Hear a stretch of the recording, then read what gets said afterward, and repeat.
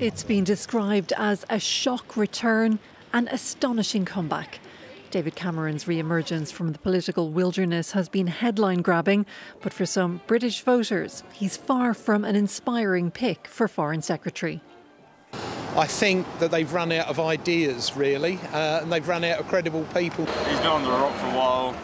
You just wonder whether or not he knows much about what's going on inside. Well, he can't do any worse than what's currently in position. Cameron says what he brings to the job is solid experience.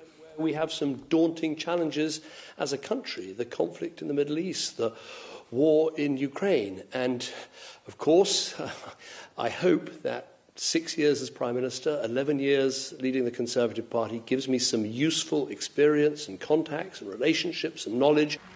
Some analysts are sceptical that that experience holds up.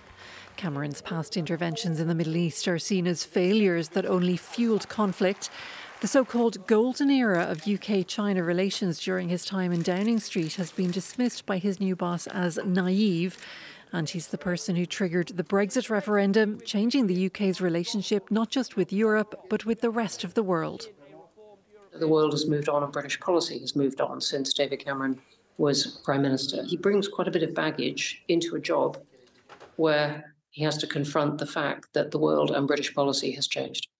But it seems that for Prime Minister Rishi Sunak, Cameron's appointment is not about bringing new ideas. His office said the new Foreign Secretary would stick with the government's current approach to foreign policy. The Conservative Party is trailing far behind opposition Labour in the polls and has been beset with internal chaos. Sunak just needs a safe pair of hands to keep the Tories limping towards the next election.